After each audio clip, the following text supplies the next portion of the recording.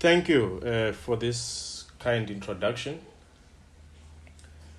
And I hope the discussion we're going to have this evening will justify it. I want to appreciate everyone who has taken time to honor this lecture. Students, faculty, and all guests joining us, welcome. I was requested to come speak here about 6 weeks ago by Mr. Anele Dlotto, who is a lecturer in the Department of Sociology here at Hare.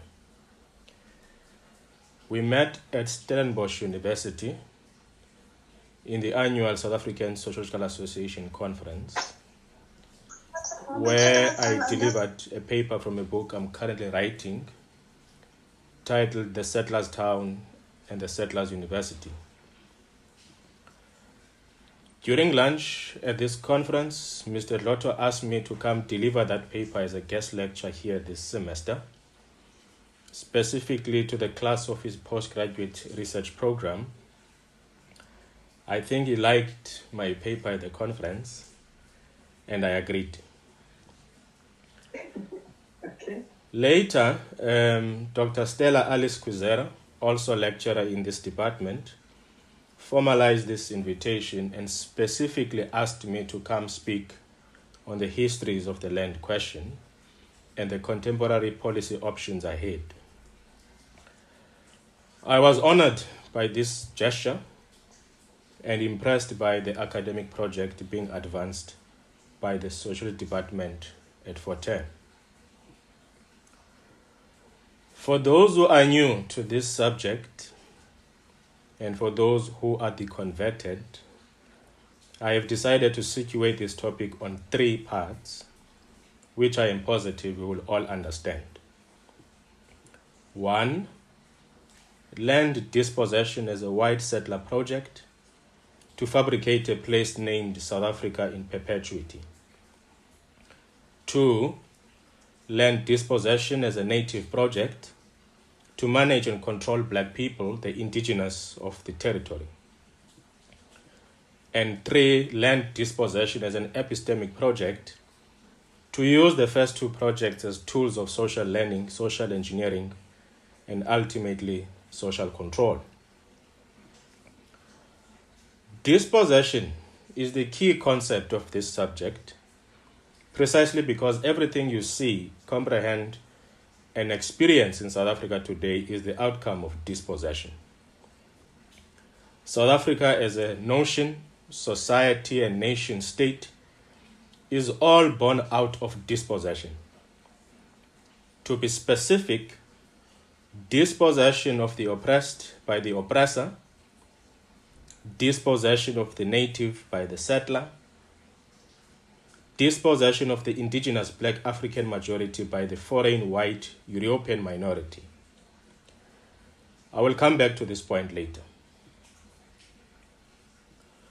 For your literature reference, which also helped me prepare this lecture, and maybe for you to read more on this subject after I am done, I would recommend you to go check the following 3 books. 1, The Rest of the Earth by Frantz Fanon. 2, Citizens and Subjects, Contemporary Africa and the Legacy of Late Colonialism by Mahmoud Mamdani. 3, The Surplus People and Forced Removals in South Africa by Lorraine Platsky and Cheryl Walker. I now turn to the first part, land dispossession as a white settler project.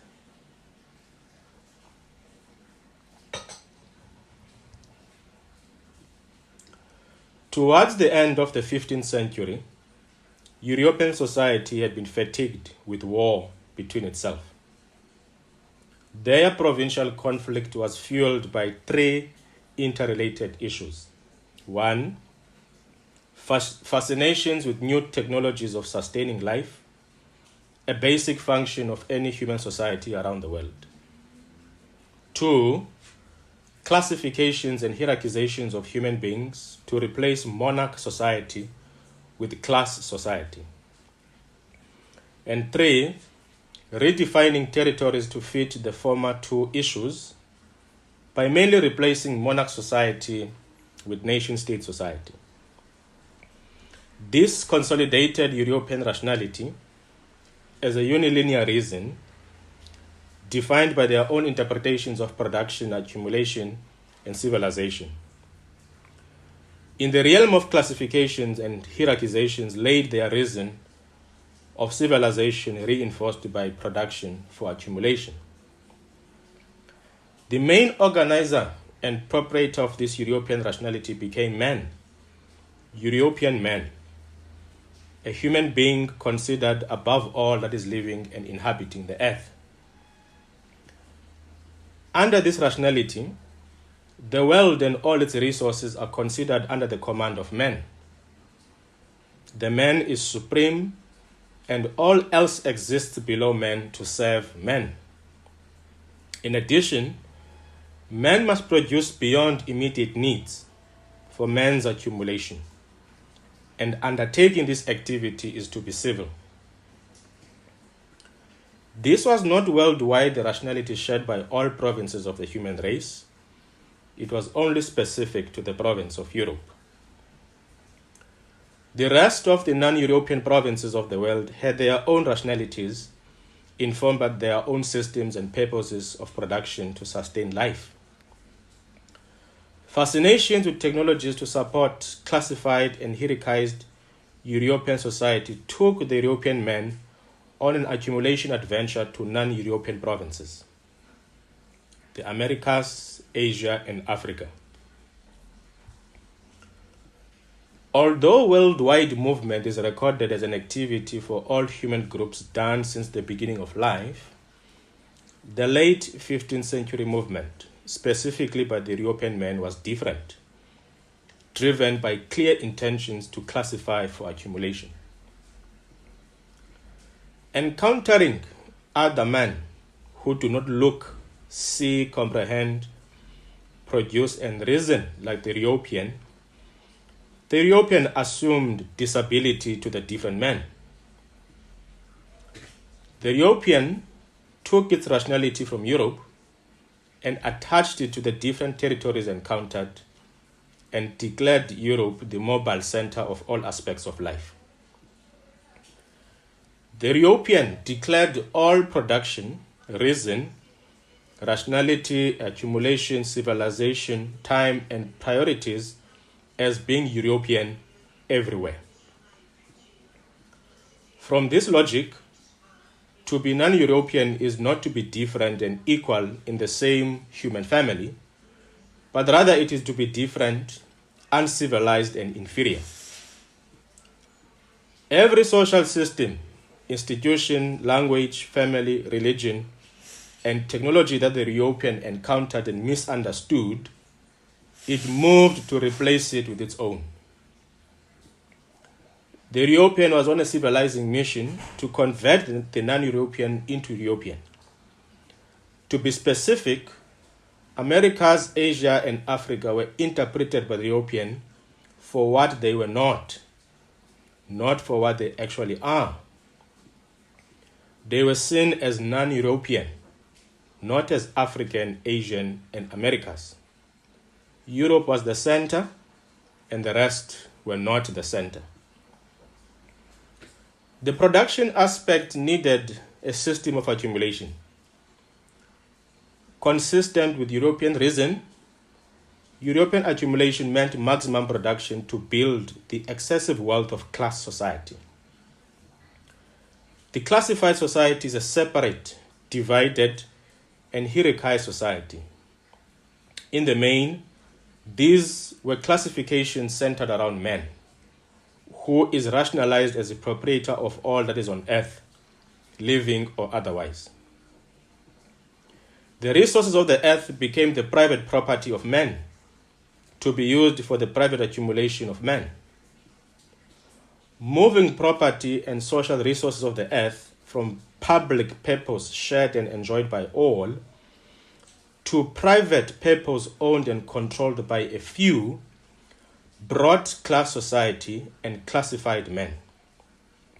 the bourgeoisie in control and the proletariat under control. This antagonistic classification is called capitalism. The classifications were also a unilinear hierarchy. The bourgeoisie in control assumed the high point to determine the content of class society, whereas the controlled proletariat assumed the low point. Production, accumulation, wealth, and power were measured in unilinear and numeric economic metrics. 2,000 worth of diamonds had to become 3,000 worth of diamonds. Production had to be repetitive, consistent, and accumulatively growing ahead in the unilinear direction, from 0 to 10, from 10 to 100, perpetually. The major commodity or technology required to achieve this production for accumulation at enormous global scales was land and labor. Land as a private property ready for exploitation, not as a given and shared territory belonging to its people. Labor as a private commodity ready and fit for exploitation, not as human beings with reason, souls, thoughts, families, lives, histories, and aspirations. In Africa, this encounter between the European and the African was straightforward. When the Dutch tribe of the European province transpassed the southern tip of Africa in the 17th century, they had already been practicing their global crimes for over 200 years. The indigenous of the Americas, Asia, and North Africa were already undergoing bloodshed struggles of resistance against slavery, settler colonialism, land dispossession, and capitalism. By 1652, settlers knew their script very well, and they were fully aware of what they had been doing for centuries around the world.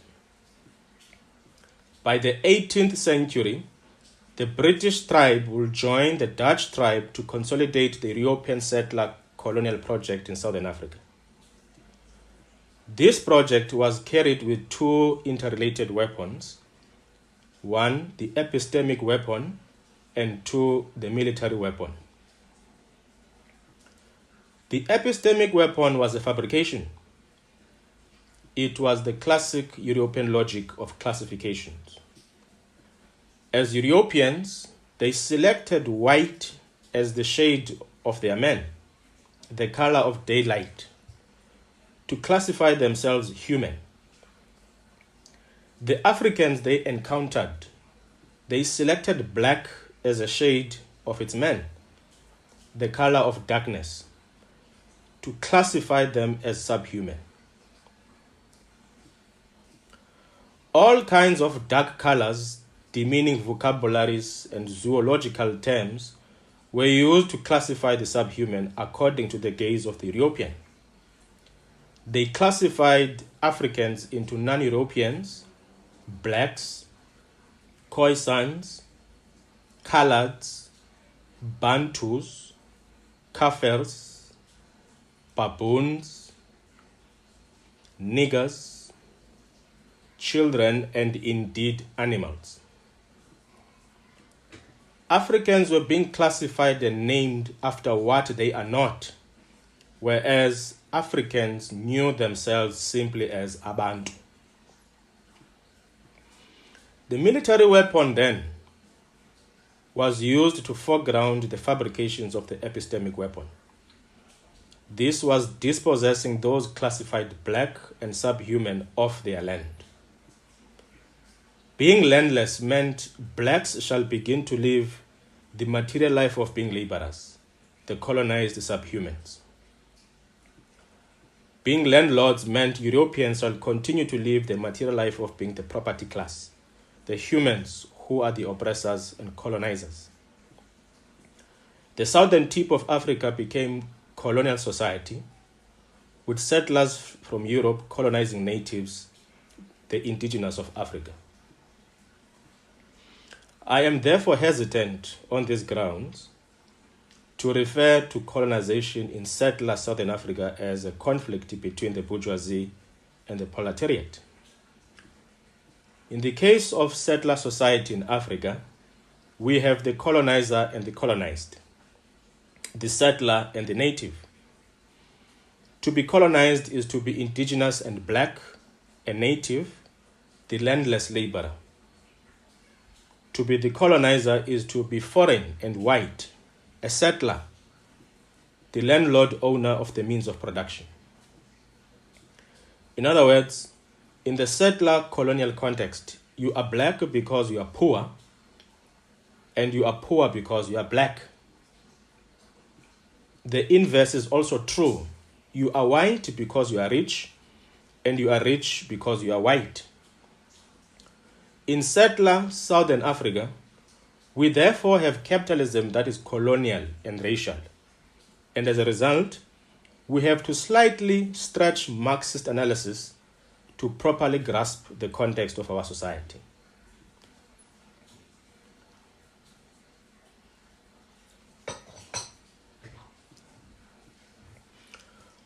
Colonization does not take place without resistance. The beginning of colonization is also the beginning of decolonization.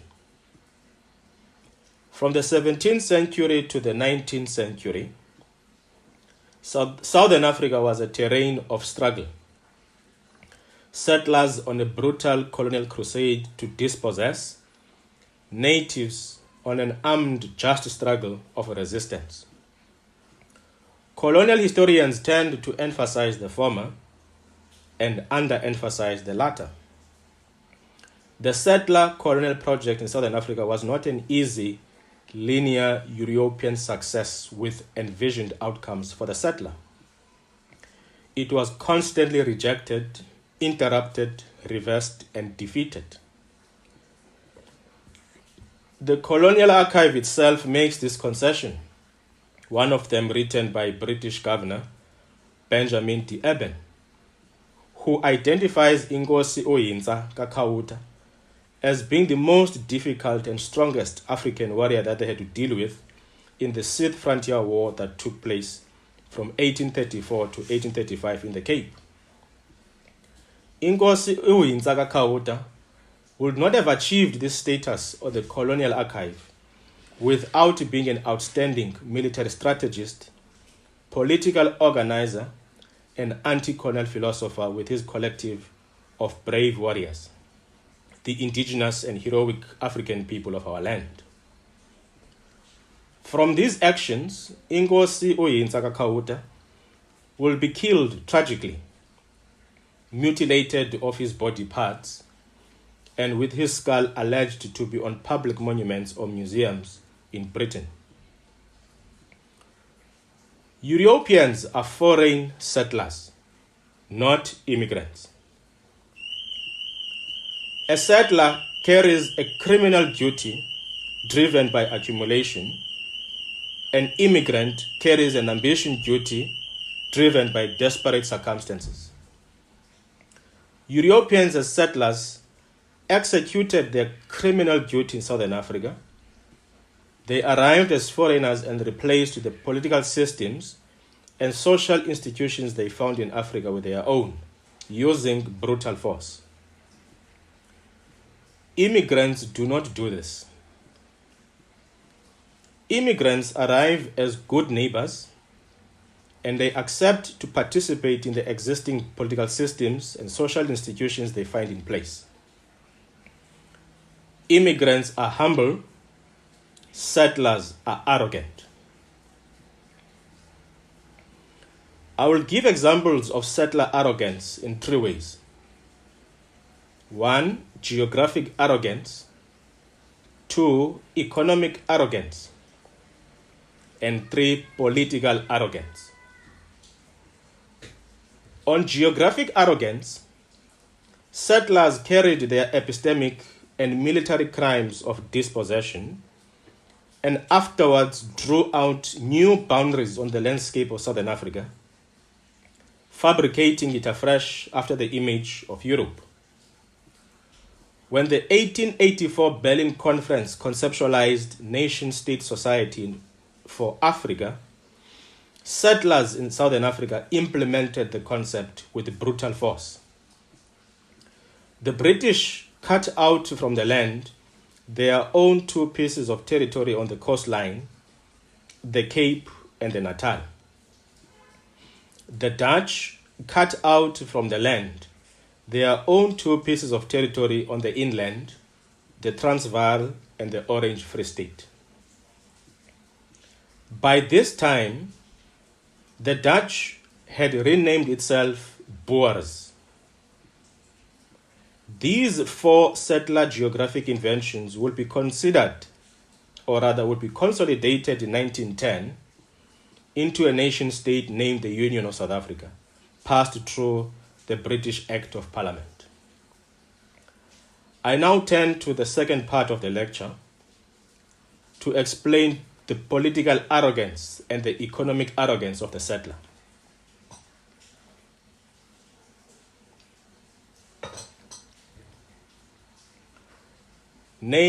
Land dispossession as a native project. All settler colonies around the world have two main features. One, land dispossession by settlers to dominate and pretendianize natives. And two, the usage of institutional power to maintain the division and control of the native.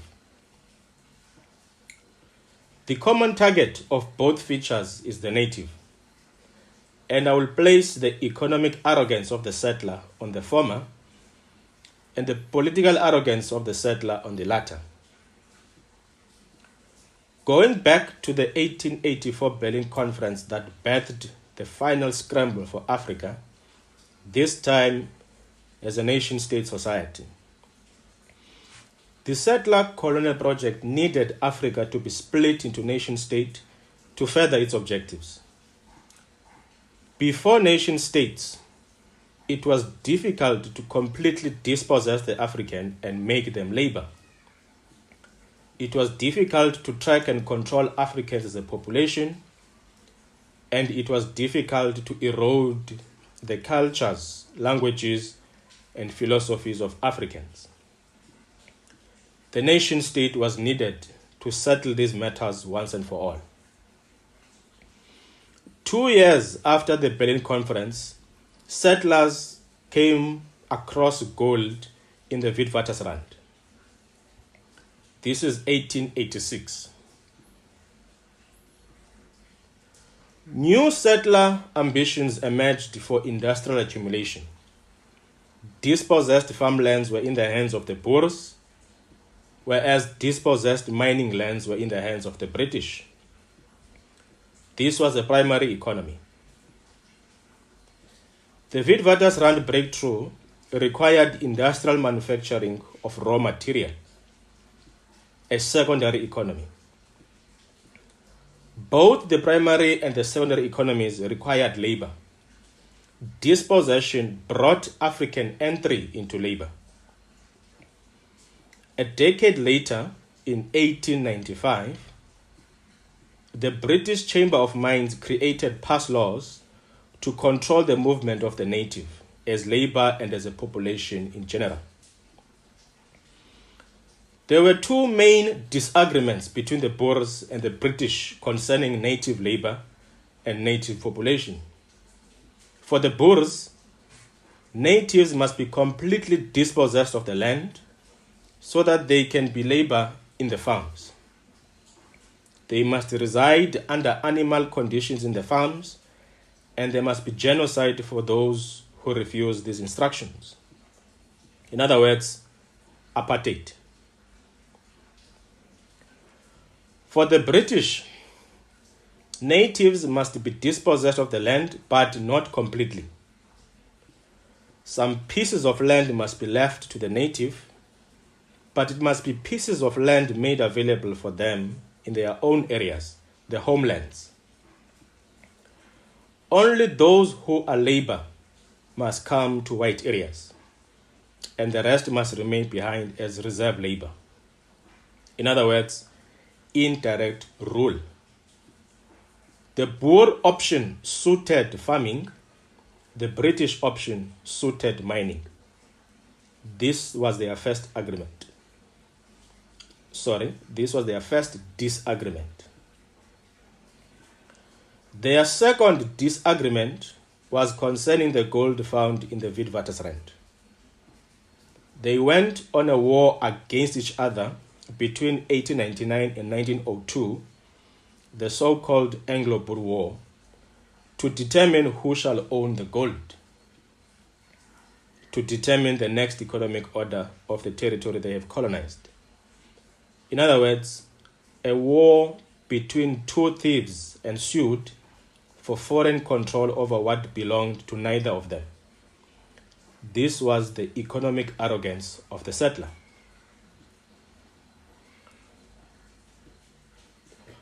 One agreement settlers had was that they must remain superior to the native, and the native must exist to make wealth for them. When the British defeated the Boers in the so-called war, they were reconciled together once more by this agreement. However, European reason of classifications and hierarchies determined the content of this reconciliation. The British as conquerors headed the power project, and the Boers were subordinate, but were still welcome as white people in the common affairs of settler society. The 1910 Union was therefore a British nation-state with a British political, legal, and public administration system. This was the political arrogance of the settler. One of the first pieces of legislation passed by the Union was the 1913 Land Act, which carried a British general. 93% of the most arable land in South Africa was zoned out for settlers, whereas the remaining 7% of disposable land, with almost no value, was zoned out for natives in the homelands. This was later amended to 13% for the natives and 87% for the settlers. In European terms, the settler zone became the urban space, whereas the native zone became the rural space. The 1913 Land Act therefore consolidated, formalized, and finalized the dispossession that had been taking place in Southern African territory since the arrival of settlers on this side of the continent in the 17th century. To avoid telling this history in broad analogies, let me specifically explain what a homeland is.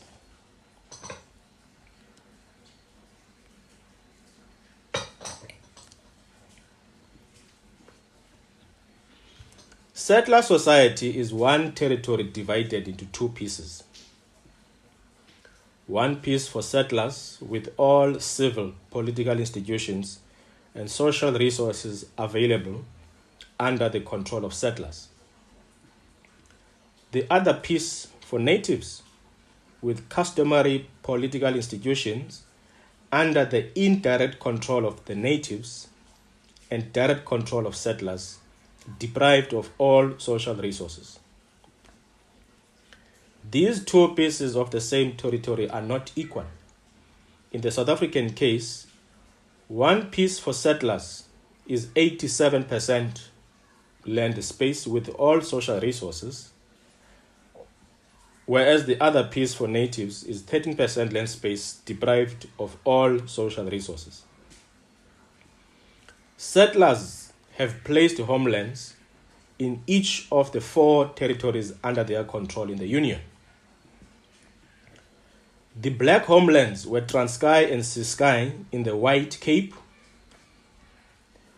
KwaZulu in the White Natal, Bophuthatswana and Qwaqwa in the White Orange Free State, and KwaNdebele, Kangwane, Venda, Leboa, and Kazangulu in the White Transvaal.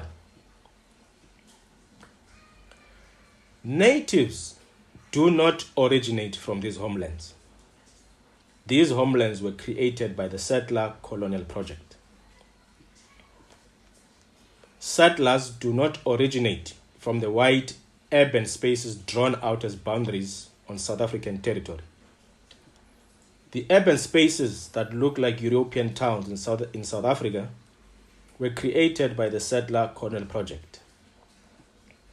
Natives are in homelands as the outcome of dispossession, forced removals, population control, and cheap labor through colonial legislation and brutal force.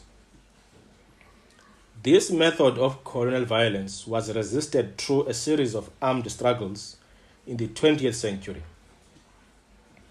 The key message of the armed struggle was straightforward. Natives are indigenous. All land in South Africa belongs to them. Settlers are foreign Europeans. None of the land in South Africa belongs to them. I now turn to the third and the last part of the lecture, land dispossession as an epistemic project.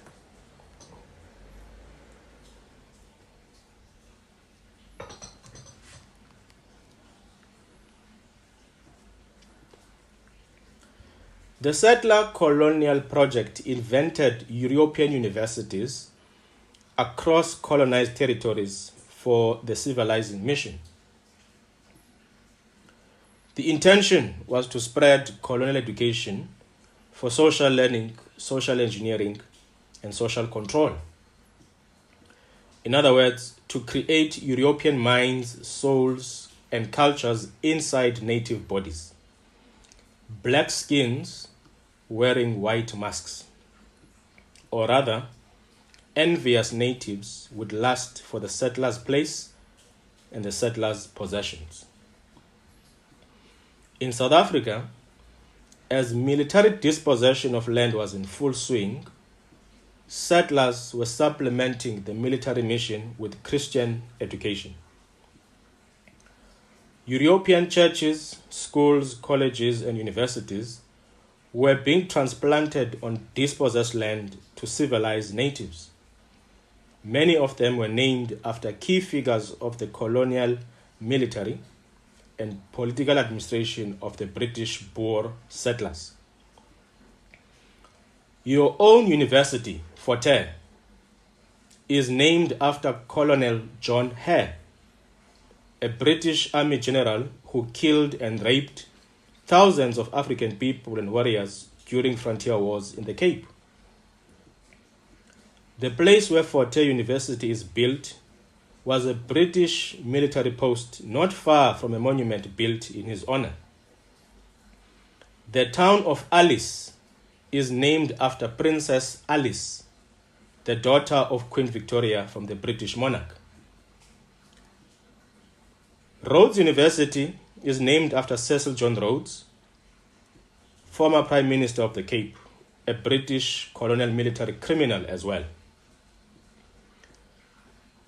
Cecil John Rhodes is responsible for millions of deaths and rapes of African people during wars of dispossession as slave laborers in the mines and farming plantations. Grahamstown, that hosts Cecil John Rhodes University, is named after Colonel John Graham, who is a colonial military criminal from Scotland and who was part of the British Army in the wars of dispossession in the Cape.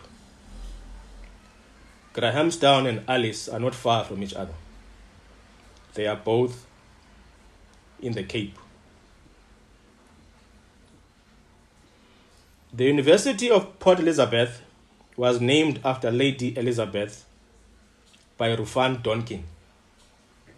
Lady Elizabeth is the wife of Rufan Donkin, the former acting governor of the Cape. His wife Elizabeth died in India in August 1818. She has never been to South Africa before. The Colonial Archive records that Rufan Donkin was deeply saddened by the passing of his wife, and he decided 2 years later in 1820 to name a British military outpost town as Port Elizabeth in honor of his wife. This British military outpost, named after Lady Elizabeth, will be used as a station to load live ammunition to kill African people during dispossession in the Cape. A university was named after this British heritage in the city of Port Elizabeth. The list goes on and on and on. These records showcase three purposes of the European University. 1. Social learning. In other words, the killing and genocide of Africans to dispossess and build white settler society is the heritage of colonial education. 2. Social engineering. In other words, the purpose of colonial education to those who receive it is to learn, normalize, and perpetuate this colonial pattern of life. And 3. Social control. In other words, this pattern of life must be hegemonic and overlap to all aspects of life and define all reason and rationality. Colonial education, therefore, became a requirement of entry into civil society. This requirement applied to natives, not settlers. Colonial settler legislation criminalized and neutralized the armed struggle.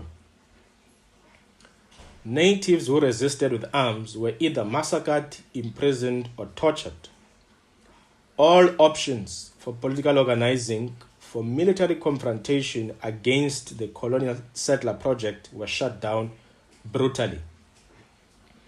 In this regard, natives switched their strategy of resistance to the terrain of ideas.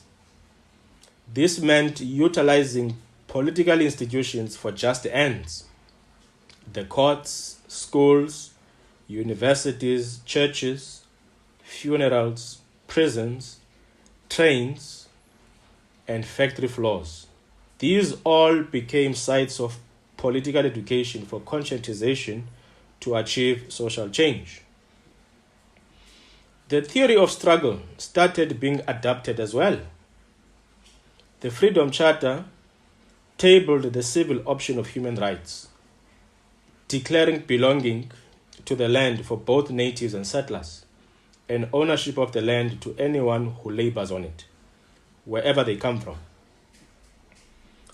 I will return to this question of belonging and citizenship to South Africa when I conclude.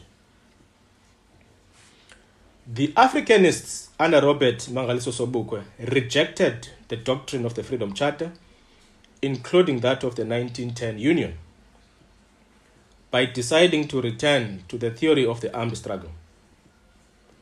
They said natives are indigenous. All land in South Africa belongs to them. Settlers are foreign Europeans. None of the land in South Africa belongs to them.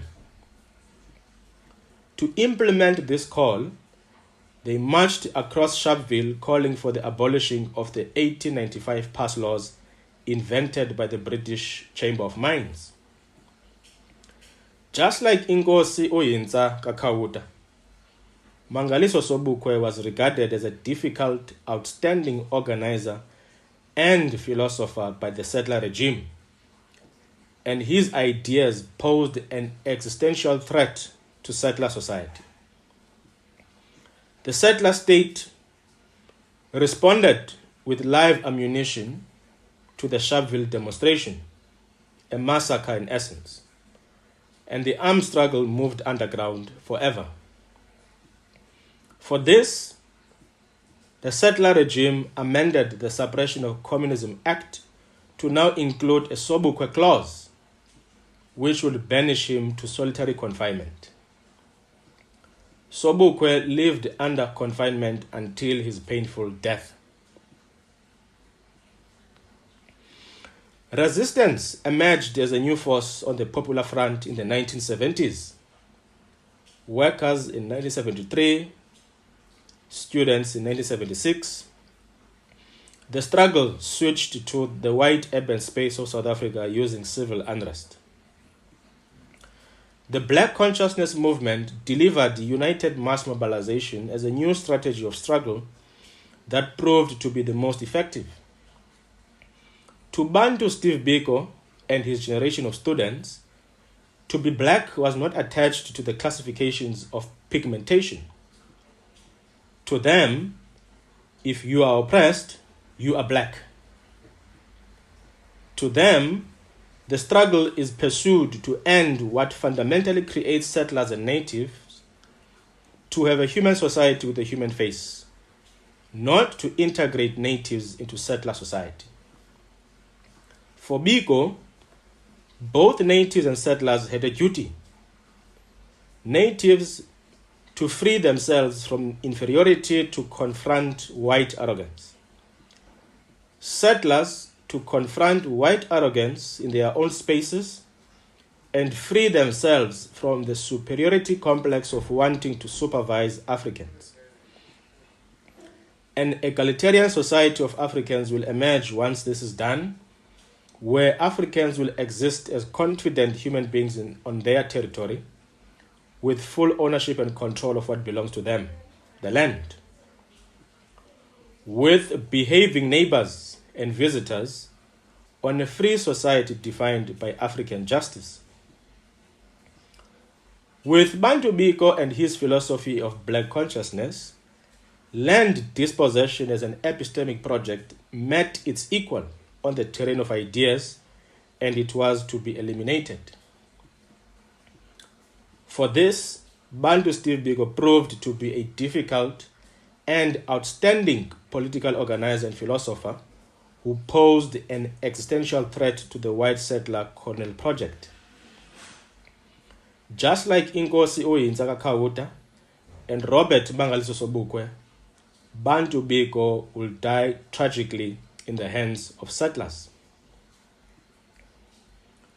The popular struggles of the workers and the students brought natives and settlers to the negotiating table in the 1990s to discuss a new South Africa.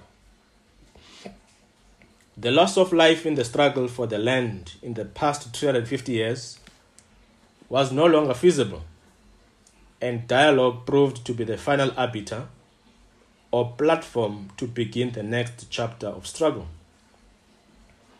At this stage, the rest of the nation states in Africa had obtained independence.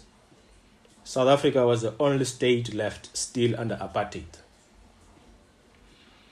On the negotiations between settlers and natives, 3 questions were on the table. 1, who will belong to this new South Africa? Who shall be a citizen and who shall be not? In other words, what shall be the status of the settler and the native? 2, natives are in homelands from settler dispossession. How should the land question be resolved to address this injustice?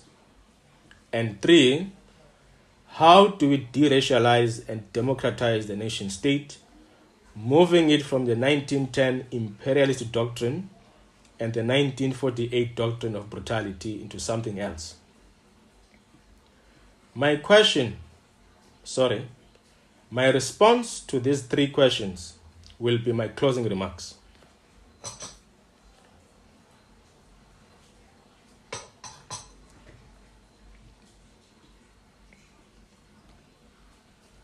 I now close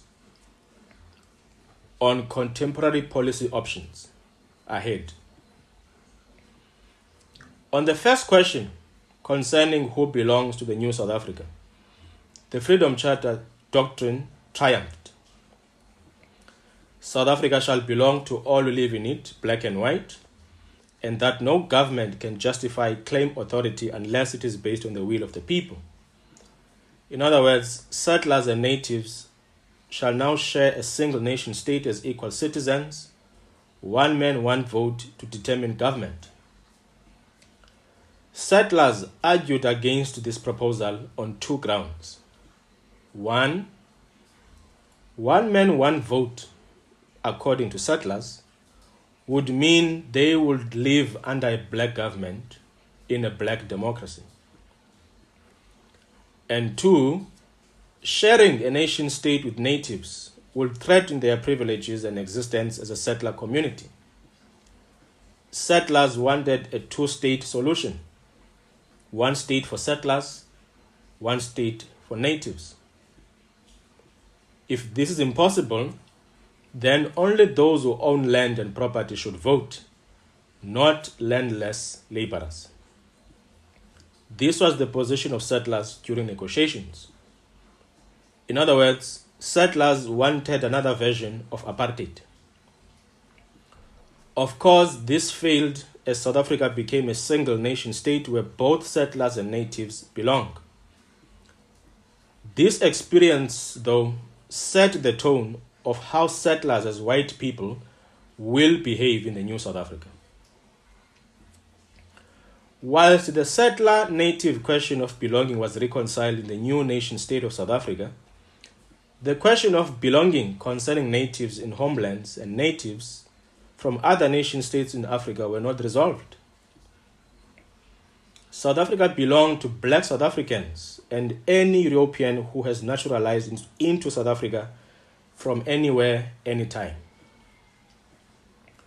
However, South Africa does not belong to black Africans who come from outside South Africa. This colonial ideology of tribalizing the colonized seemed to triumph. Europeans became citizens, Africans became the new foreigners. I will come back to this point shortly when I close. On the second question, concerning the question of justice and land restoration to address the crimes of dispossession, the new government took the neoliberal option of land reform. The new constitution of the new nation-state framed land as a private property, with nobody having any right to take it from its owner, including the state. In other words, those who owned land before 27 April 1994, whether they owned it from dispossession or not, that land was now their private property. If anyone needs that land for whatever reason, they must pay for it at a market price if the owner is willing to sell to the willing buyer. If any native can prove the crime of dispossession on the land they claim, they must provide written evidence that their biological family members were the previous private owners of that land. In addition, they must also show how they will make the land productive for trade in the neoliberal market. In other words, government as the consumer of land for redistribution from private hands must see value for money. Many analysts predicted that this approach will take 300 years to return stolen land back to its people. In addition, this neoliberal option also tampered with the essence of land and the crime of dispossession in two ways. One, it reduced the land question to be a subject of farms, agriculture, and farming. Yet land is the entire territory of South Africa whose purpose is to support all aspects of life, including comfort, leisure, and dignity. And two, it reduced the land question to be a subject of purchasing unoccupied cheap areas of land available for housing and subsistence farming. In other words, the state had to settle with buying or occupying land that white people did not need or do not see as valuable. These distortions are the outcome of European colonial education and unilinear rationality that masquerades as a neoliberal logic of development and growth today.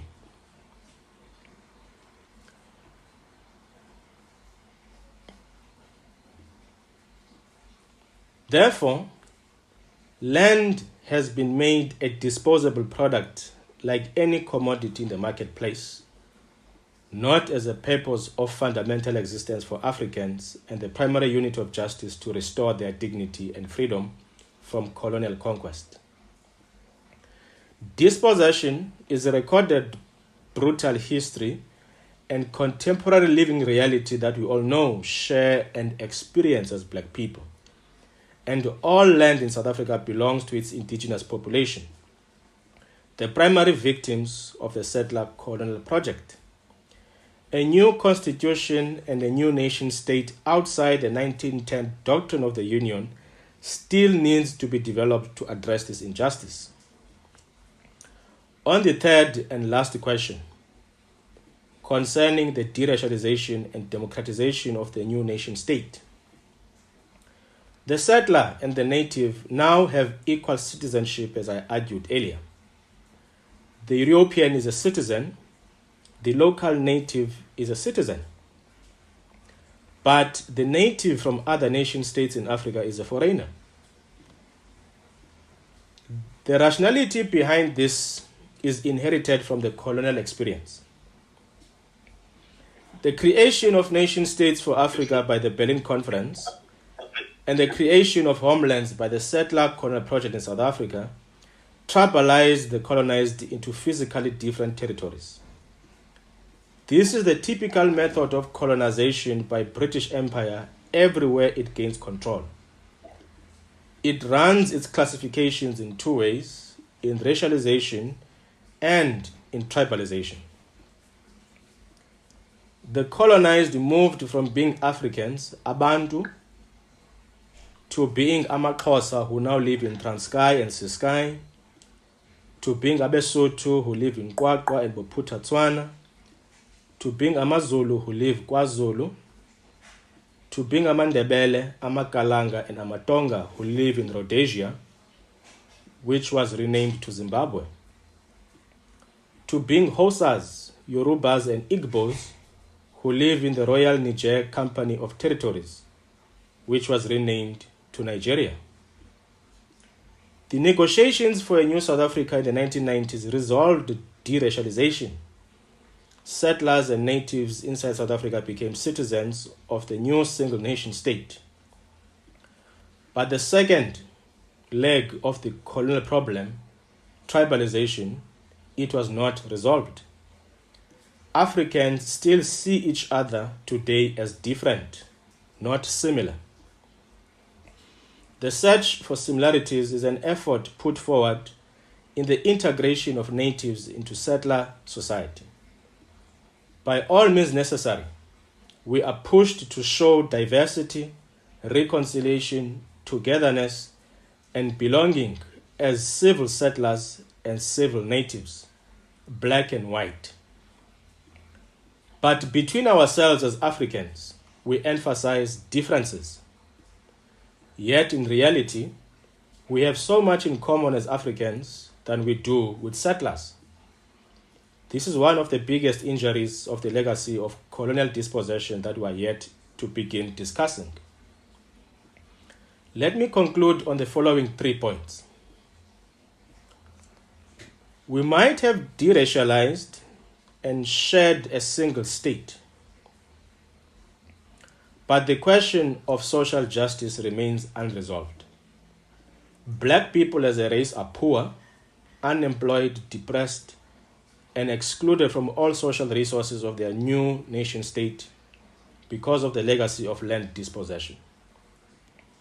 When Black South Africans experience aggressive outbursts of anger about social injustice, they take out their frustrations as violence on fellow native Africans from neighboring nation states, the foreigners who do not belong in the new nation state. They do not attack European settlers.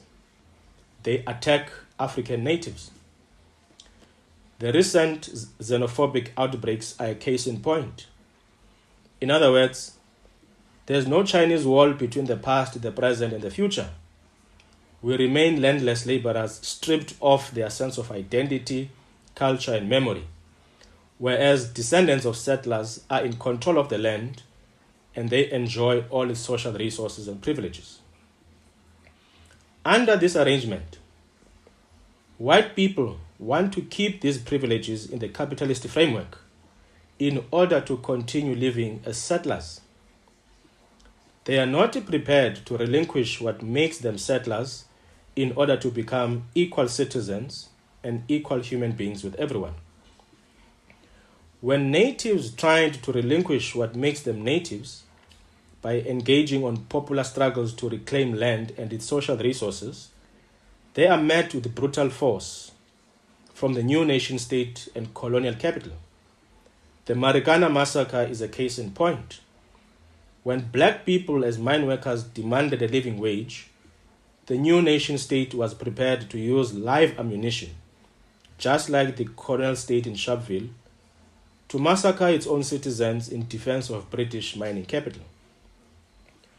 In other words, the struggle for social justice, for the restoration of land and its resources, for the democratization of the nation state, for the resolving of the crimes of dispossession, remains brutal and ongoing. For the group of students and researchers gathered in this room, which I hope now you are listening, for the group of students and researchers gathered in this room, it now means the knowledge project should be pursued moving forward as deliberate, targeted, critical, and it should be supported by popular grassroots agitations.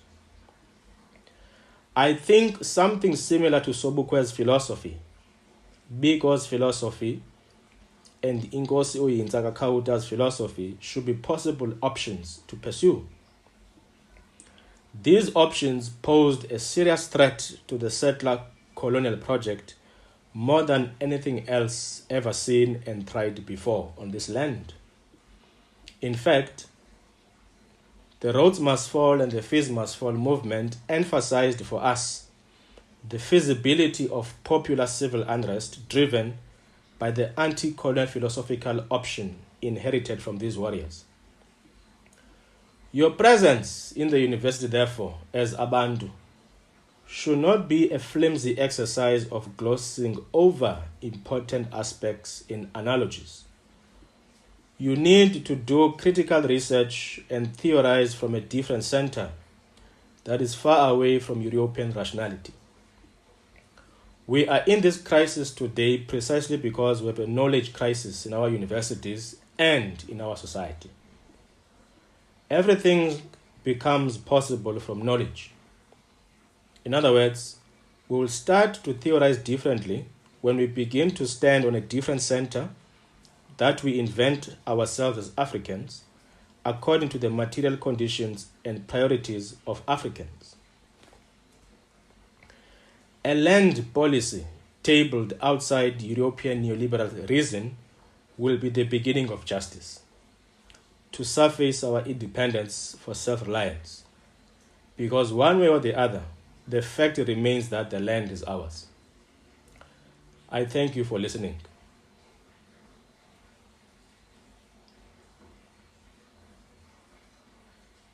Yeah. Thank you, Doc. I don't know what to say. I've always told my students that this